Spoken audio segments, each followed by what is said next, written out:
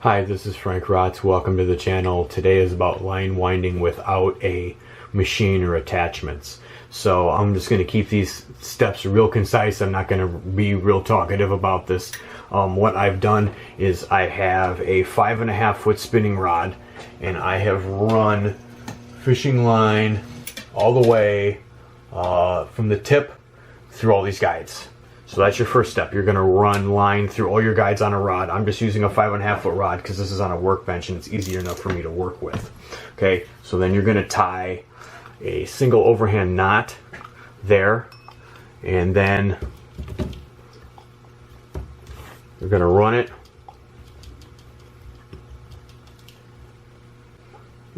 on your spool, and you're going to do a double overhand knot.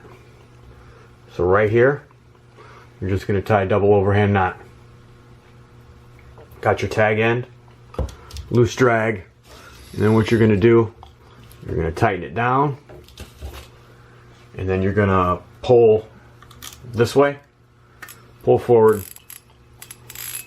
and anti-reverse on. So there's your knot. So this is copolymer line. If you were doing braid for backing, you would do it the same way. I'm not going to discuss the different types of lines because I'm going to keep this real simple.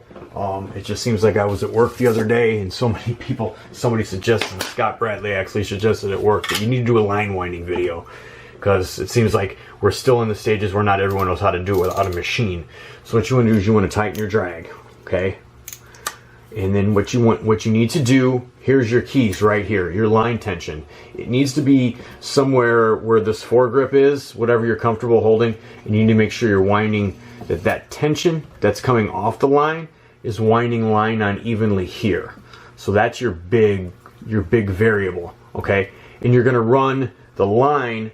Now the line has to absolutely come off the same way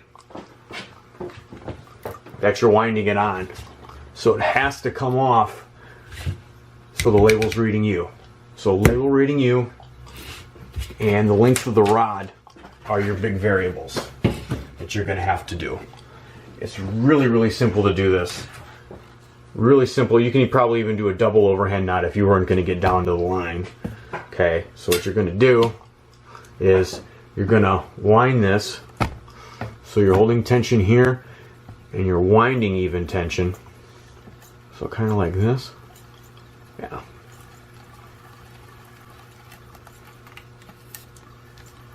Normally I'd be doing it on a longer rod, or I'd have the rod tucked in my chest, but since I'm doing it on this tripod, it's a little different. Now I'm doing this a little faster than I normally would because I know how to apply the even tension. But you can vary the tension, I mean, even if you're doing it like that. As long as it's going on evenly, that's your big key. So, sorry trying to wind it and keep it in the tripod.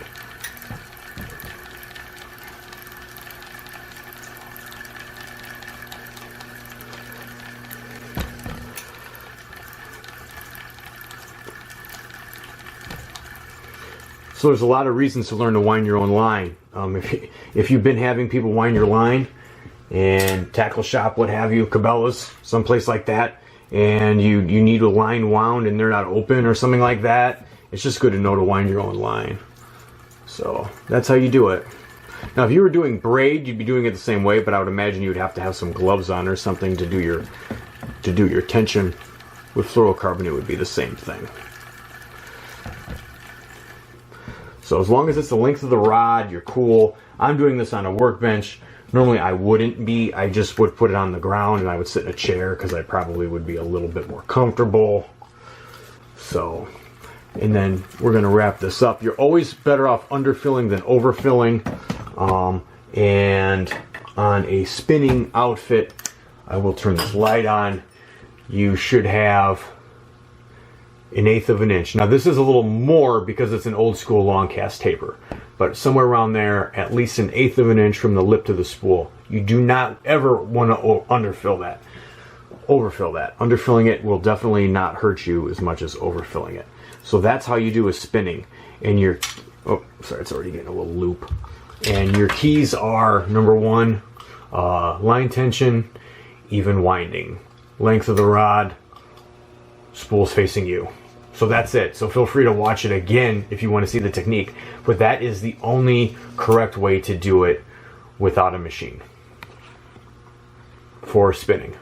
Okay, so now for bait casting, I actually just rigged it up on this little 5.5 foot spinning deal because, like I said, I'm doing it on the workbench. You're going to want to loosen your drag all the way. Same thing. Got your single overhand knot right there. And what we're going to do, this is kind of tricky. Because normally, like I said, I have this propped up against my chest.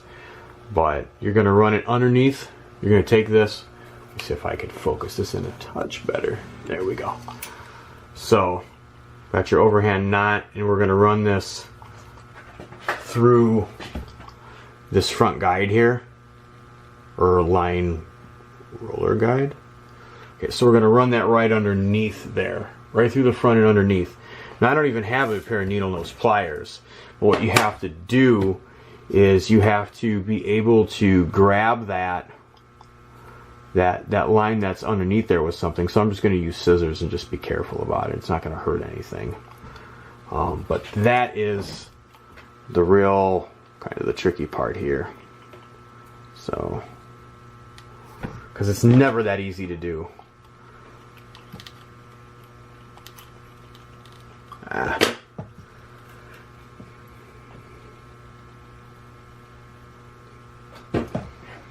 See if I get it now.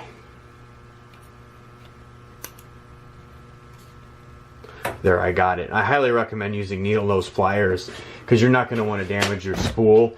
Just I've been doing it for so long, I know I'm not going to damage anything, but it is kind of silly to take pointed scissors in there.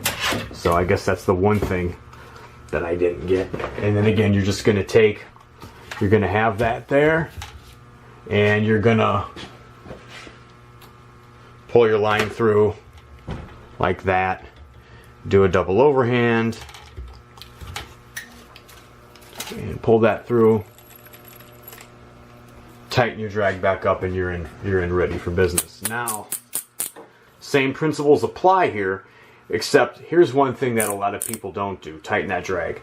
Now, what you're going to want to do also, I guess before we get started, the big thing.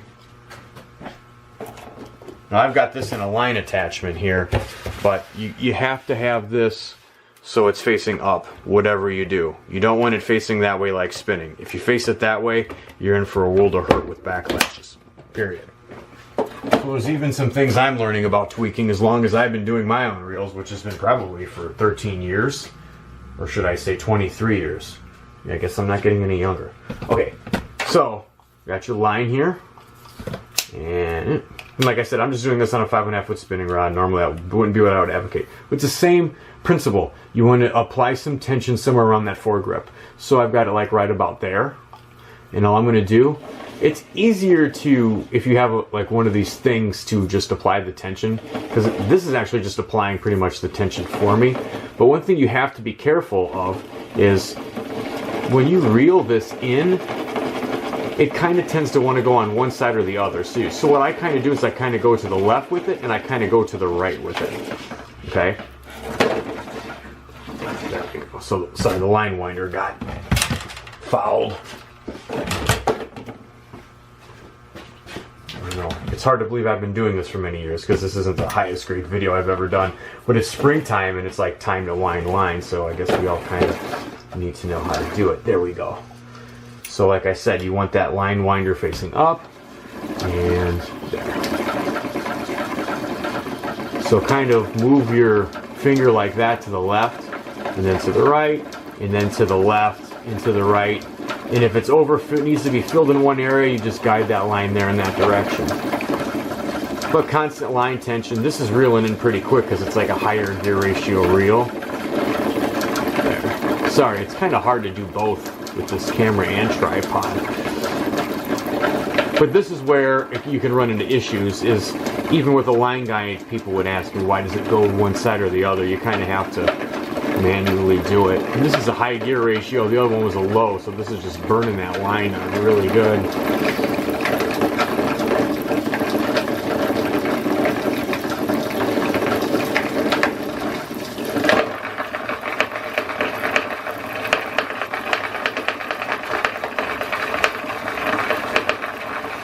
And then again, same rules apply. You want 1/8 of an inch.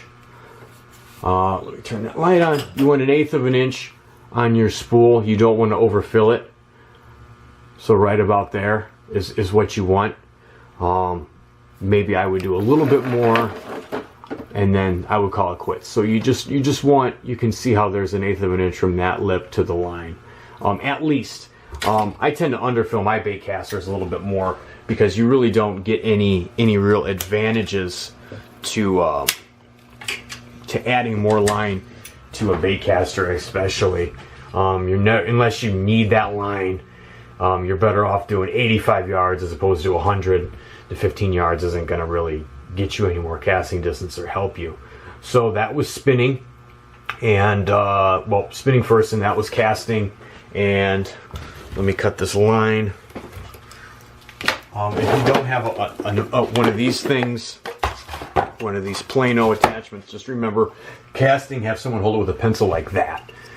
So, like I said, main mistake, people will have someone hold a pencil like that for spinning. Casting, spinning is like that towards you. Always. Label facing you so you can read it. For spinning, casting is always coming off the top of the spool this way. Casting's always this way. So that's for casting, and that's for spinning. I hope that clarifies something.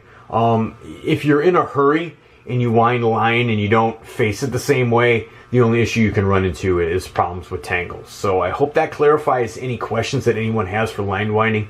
Leave some comments below if you can, and much appreciated. And tight lines, and best of luck to everyone in 2018 on whatever you're pursuing. Take care, and thank you for watching. Much appreciated.